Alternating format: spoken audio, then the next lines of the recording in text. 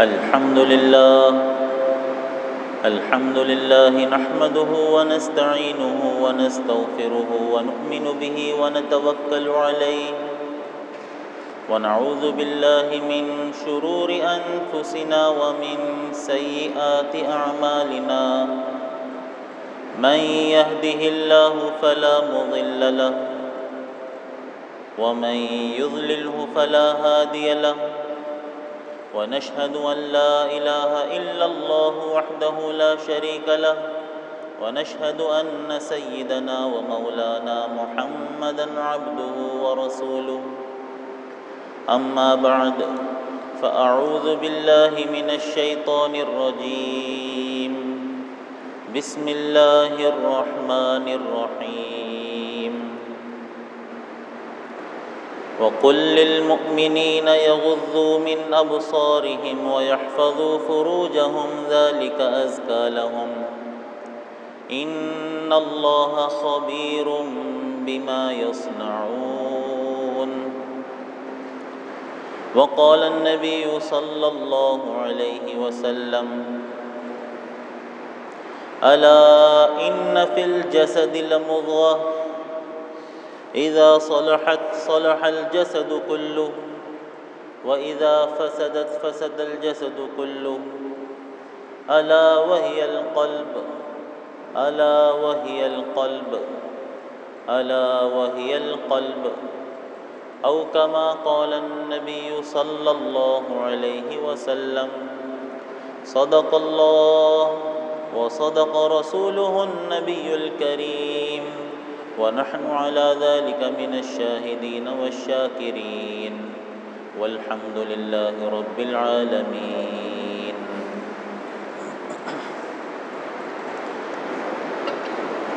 میرے محترم دوست و بزرگوں، اللہ تعالیٰ نے قرآن حکیم میں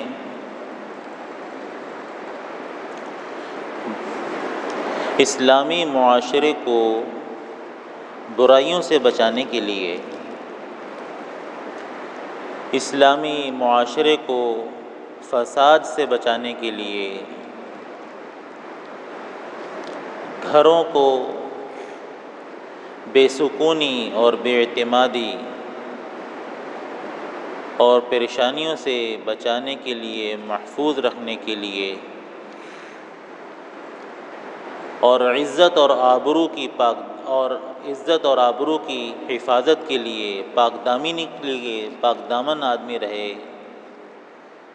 قرآن حکیم میں ایک بہت اہم اصول بیان فرمایا۔ اور عام طور سے جو اللہ تعالیٰ قرآن حکیم میں حکم بیان فرماتے ہیں اس میں صرف مردوں ہی سے خطاب ہوتا ہے، عورتیں بھی اس میں شامل ہوتی ہیں، لیکن یہ اتنا اہم اصول اللہ تعالیٰ نے بیان فرمایا کہ مردوں کو علیحدہ خطاب فرمایا اور خواتین کو علیحدہ خطاب فرمایا، خواتین کو علیحدہ سے خطاب فرمایا، علیحدہ علیحدہ۔ قل للمؤمنین، اے میرے نبی صلی اللہ علیہ وسلم، آپ ایمان والے مردوں سے یہ کہہ دیجئے، انہیں سمجھا دیجئے، یغضوا من ابصارہم، کہ اپنی نگاہوں کو نیچا رکھا کریں، اپنی نظروں کو جھکا لیں، وَيَحْفَظُوا فُرُوجَهُمْ، اور اپنی شرم گاہوں کی حفاظت کریں، ذَلِكَ أَزْكَى لَهُمْ، یہ ان کے دلوں کی صفائی کا سامان ہے، دلوں کی طہارت ہے۔ إِنَّ اللَّهَ خَبِيرٌ بِمَا يَصْنَعُونَ، بے شک اللہ خوب جانتا ہے جو تم کرتے ہو۔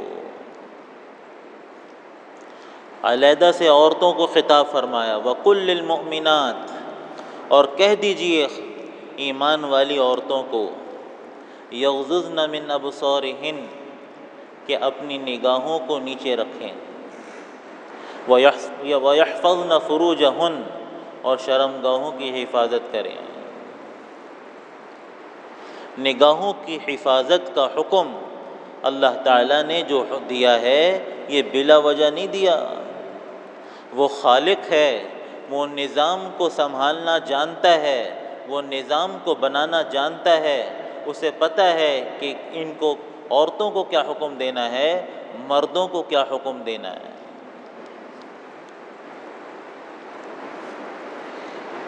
بے حیائی کہاں سے شروع ہوتی ہے؟ بے حیائی کی ابتدا وہ بد نظری سے ہے۔ بے حیائی کی ابتدا ہی بد نظری سے ہے۔ جب نظر محفوظ نہیں ہوتی، جب نظر گندی ہوتی ہے، نظر آوارہ ہو جاتی ہے، تو اس کے ذریعے سے دل آوارہ ہو جاتا ہے۔ جب نظر خراب ہوئی تو دل خراب ہوا، اور جب دل کی خرابی آتی ہے تو جسے کہیں دل سے حیا نکل جاتی ہے، نظروں سے حیا نکل جاتی ہے، تو دل سے حیا نکل جاتی ہے، اور جب نظر اور دل گندے ہو جاتے ہیں تو پھر اس کا اثر جسم کے سارے اعضاء پر پڑتا ہے۔ رسول اللہ صلی اللہ علیہ وسلم نے ارشاد فرمایا کہ جسم کے اندر ایک گوشت کا لوتھڑا ہے، الا ان فی الجسد لمضغہ، اگر وہ گوشت کا لوتھڑا، وہ گوشت کا ٹکڑا صحیح ہو جائے تو جسم سے نکلنے والے اعمال صحیح نکلتے ہیں۔ ہاتھ کا عمل ہے پکڑنے کا، ٹانگ کا عمل ہے چلنے کا، زبان کا عمل ہے بولنے کا، آنکھوں کا عمل ہے دیکھنے کا،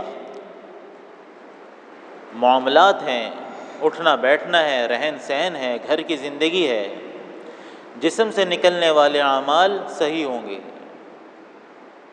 اگر یہ گوشت کا لوتھڑا اذا صلحت، اس میں سدھار آ جائے، اس کے اندر صلاح ہو،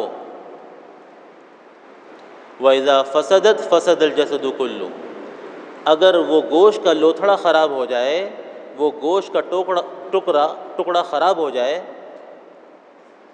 فسد الجسد کلو، سارا جسم خراب ہو جاتا ہے۔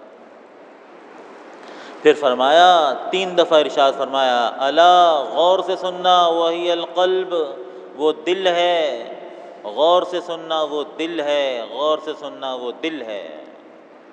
یہ دل جب خراب ہوتا ہے، معلوم ہوا اس وقت نظریں خراب ہوتی ہیں۔ آگے سے کیا جواب آتا ہے؟ آگے سے جواب یہ آتا ہے، کوئی نہیں، میں تو اپنی بیٹیوں کی طرح سمجھتا ہوں اس کو، میں تو اپنی بہن کی طرح سمجھتا ہوں، میں تو اپنی ماں کی طرح سمجھتا ہوں۔ غلط بات، یہ دل خراب ہو جاتا ہے۔ جب دل گندا ہوتا ہے تو اٹھنے والے ہاتھ، یہ اٹھنے والی نگاہیں، یہ اٹھنے والے قدم، یہ خراب ہو جاتے ہیں، خراب ہو جاتے ہیں۔ دل کی خرابی کی وجہ سے جسم سے نکلنے والے اعمال خراب ہوتے ہیں۔ رسول اللہ صلی اللہ علیہ وسلم نے ارشاد فرمایا تھا، النظر سہم مسموم من سہام ابلیس، کہ یہ جو نگاہ ہوتی ہے نا، یہ جو نظر ہوتی ہے، نظر آدمی دیکھتا ہے، یہ شیطان کے زہر آلود تیروں میں سے ایک تیر ہے۔ سہم مسموم، زہر آلود شیطان کے تیروں میں سے ایک تیر یہ نگاہ ہے، نگاہ۔ بتائیے، اگر کوئی زہریلا تیر آ کے جسم میں لگ جائے تو جان چلی جاتی ہے، جان چلی جاتی ہے۔ اور اگر شیطان کا یہ زہریلا تیر جو نگاہ کے ذریعے سے یہ حملہ کرتا ہے، اس سے مہینوں کا نہیں، سالوں کا نہیں، بسا اوقات ساری زندگی کا ایمان چلا جاتا ہے، ساری زندگی کا ایمان چلا جاتا ہے۔ کیونکہ بے حیائی کی ابتدا ہی نظر سے ہوتی ہے، اور آپ کو یہ بہت اچھی طرح پہلے معلوم ہو چکا ہے کہ یہ ایمان ہے تو حیا ہے، حیا ہے تو ایمان ہے، دونوں لازم ملزوم چیزیں ہیں۔ ایسی خطرناک چیز، اللہ کی نبی صلی اللہ علیہ وسلم کی بات پر یقین لاؤ، بہت خطرہ۔ حضرت علی رضی اللہ تعالی عنہ حضور صلی اللہ علیہ وسلم کے داماد ہیں، رسول اللہ صلی اللہ علیہ وسلم نے انہیں باب العلم فرمایا۔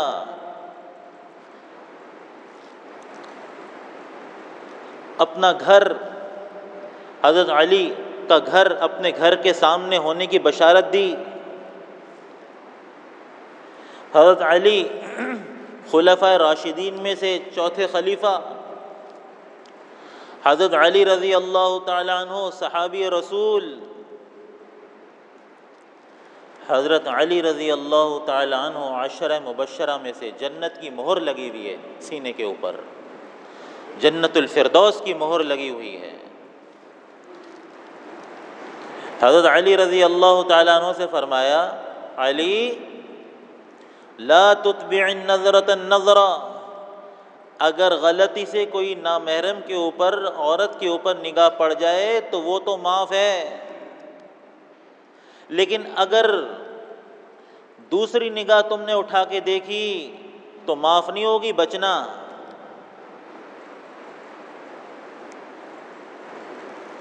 کیا حضرت علی سے بڑا کوئی معلم ہے جنہیں باب العلم فرمایا گیا؟ کیا حضرت علی سے بڑا کوئی پیر ہے، مصلح ہے؟ حضرت علی رضی اللہ تعالی عنہ سے بڑا کوئی پارسا ہے، کوئی متقی ہے، کوئی پرہیزگار ہے؟ جب ان کے لیے یہ حکم ہے اور حضرت علی رضی اللہ تعالی عنہ کو تاکیداً فرما رہے ہیں کہ علی دیکھو، تمہاری نگاہ دوبارہ نہ اٹھے، بھائی وہ تو پیر بھی پیر نہیں ہے کہ جو نامحرموں کو دیکھتا ہو، وہ تو رہزن ہے، رہزن، ڈاکو ہے، ڈاکو، لٹیرا ہے۔ حرام کاری کے ساتھ کوئی متقی بن سکتا ہے؟ کبھی متقی نہیں بن سکتا۔ قرآن حکیم کا جو آرڈر ہے، جو اللہ کا حکم ہے، جو تمام مردوں کے لیے اور تمام عورتوں کے لیے ایک ہے، آپ کہہ دیجئے ان کو اپنی نگاہوں کو نیچا رکھیں۔ رسول اللہ صلی اللہ علیہ وسلم کتنی تفصیل سے بیان فرما رہے ہیں۔ حضرت فضل بن عباس رضی اللہ تعالیٰ عنہ سید ہیں، سید زادہ ہیں، حضرت عباس رضی اللہ تعالیٰ عنہ کے بیٹے ہیں۔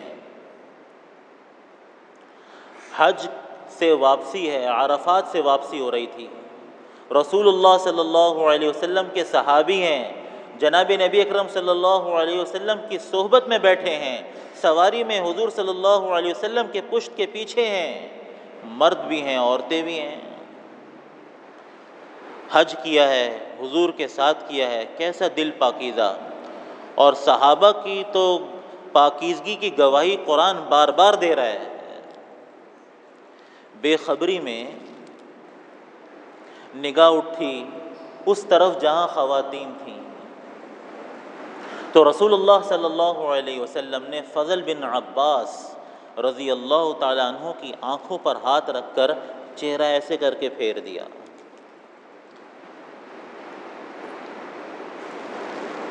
اب بتائیے کہ فضل نہیں، فتنے کا اندیشہ ہے۔ رسول اللہ صلی اللہ علیہ وسلم نے مردوں کے لیے ارشاد فرمایا، ما ترکت بعدی فتنة اشد علی الرجال من النساء، میں اپنے بعد مردوں کے لیے عورتوں سے بڑا فتنہ اور کوئی نہیں چھوڑ کر جا رہا۔ میرے بعد سب سے بڑا فتنہ مردوں کے لیے وہ عورتوں کا فتنہ ہے۔ میں نے عرض کیا تھا نا کہ دل پلٹتے دیر نہیں لگتی۔ آج گھروں کے اندر تعلیم کی کمی نہیں ہے، تعلیم بہت ہے، تعلیم کی تو کمی نہیں ہے۔ کتنے پڑھے لکھے عدالتوں میں کھڑے ہیں، ایک دوسرے کے دشمن بنے ہوئے ہیں۔ نہ مال کی کمی ہے۔ آج سے 30-40 سال پہلے آپ ذرا چلے جائیں، نہ ہی اس معیار کی تعلیم تھی، نہ ہی اس معیار کا طرز زندگی تھا۔ ذرا اور واضح کروں، نہ ہی اس معیار کے ٹائلز تھے، نہ ہی اس معیار کی کارز تھیں، اور نہ ہی اس ڈیزائن کے کپڑے تھے، نہ یہ طرز زندگی تھا۔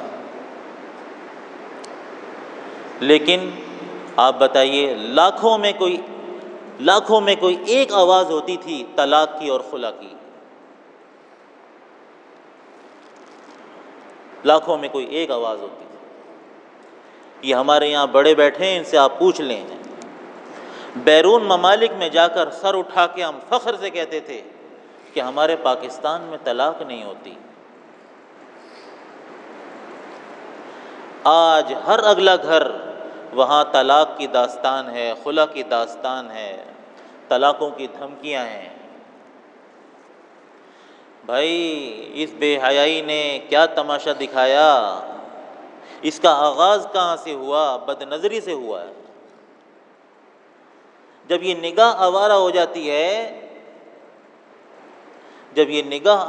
جاتی ہے تو بڑے بڑے مشائخ اور اولیاء بھی اس کی اصلاح نہیں کر سکتے جب تک یہ اپنی نگاہوں کو قابو میں نہیں کرے گا۔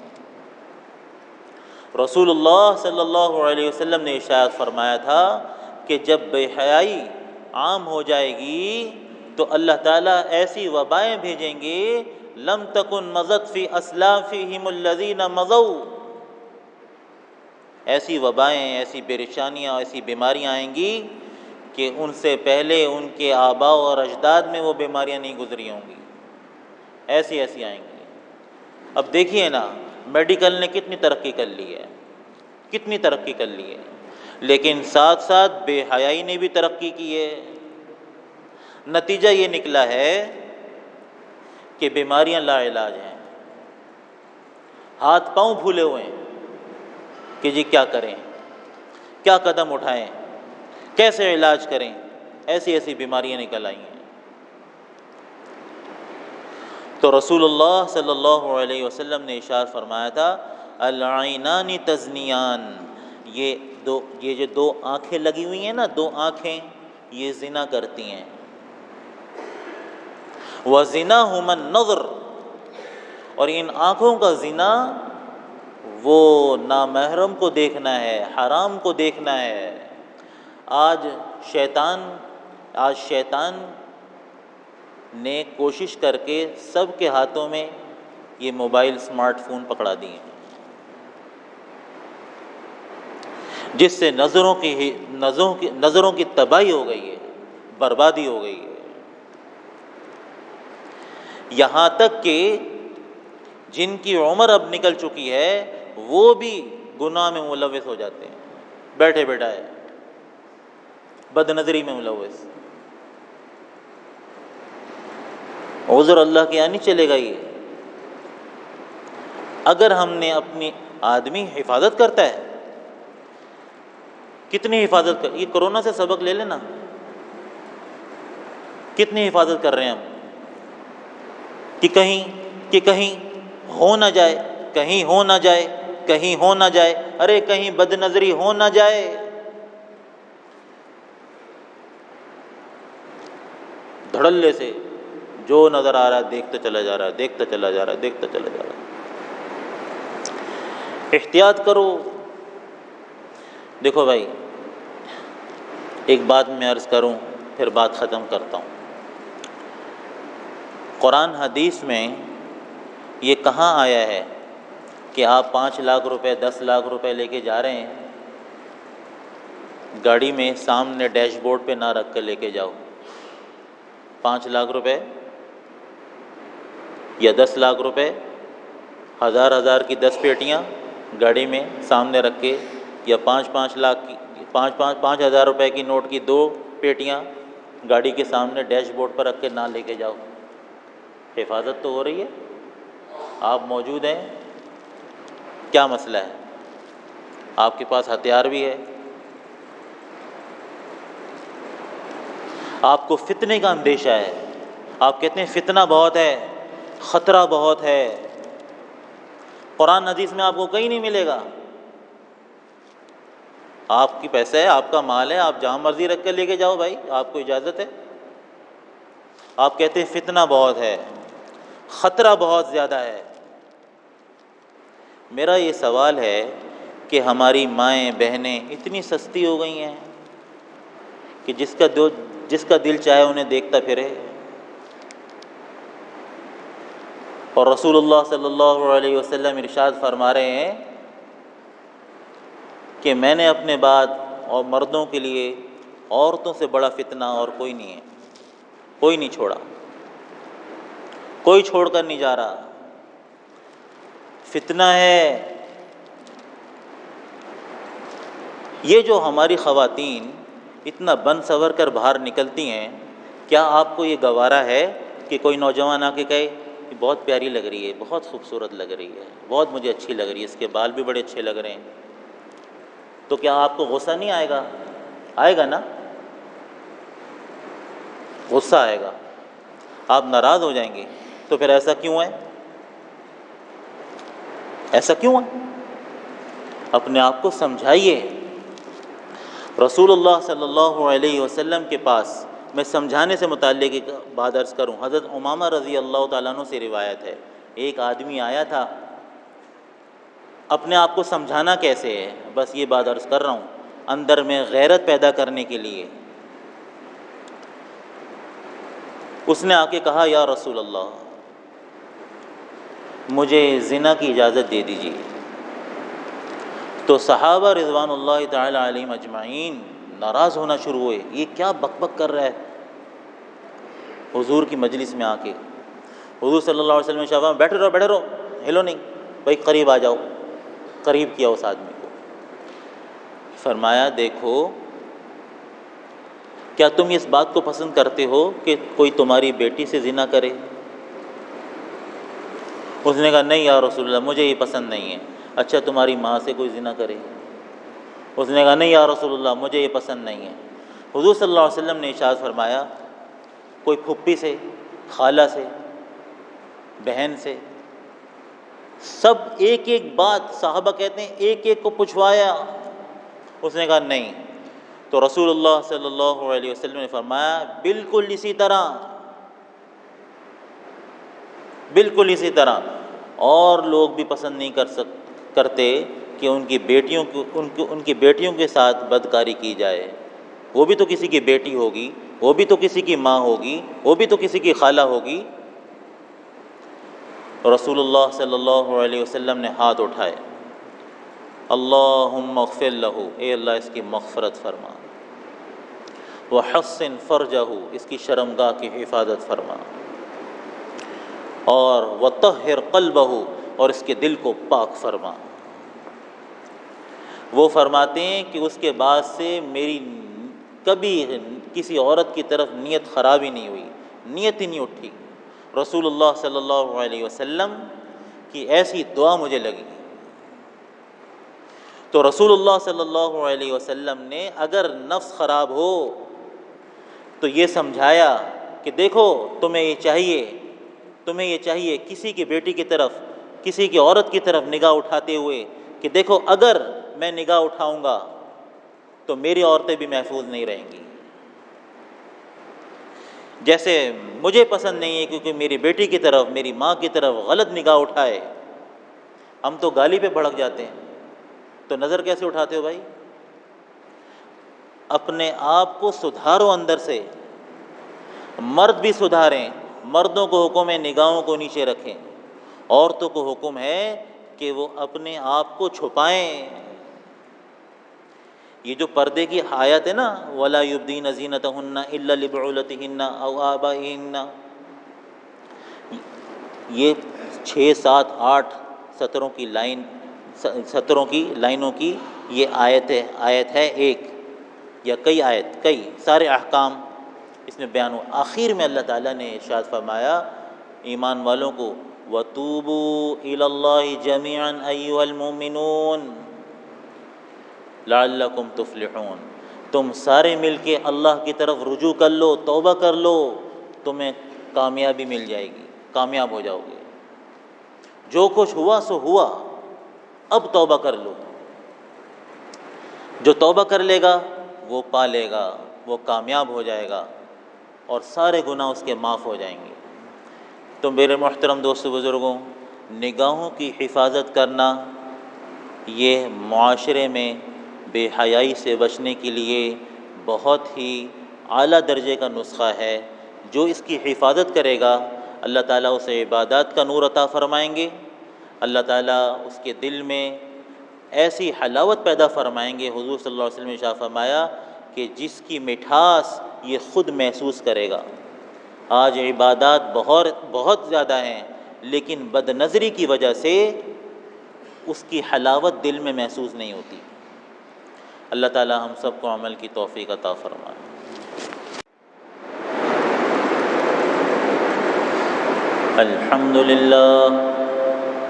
الحمد للہ نحمده ونستعینه ونستغفره ونؤمن به ونتوکل علیہ ونعوذ باللہ من شرور انفسنا ومن سیئات اعمالنا، من يهده الله فلا مضل له ومن يضلله فلا هادي له، ونشهد أن لا إله إلا الله وحده لا شريك له، ونشهد أن سيدنا ومولانا محمد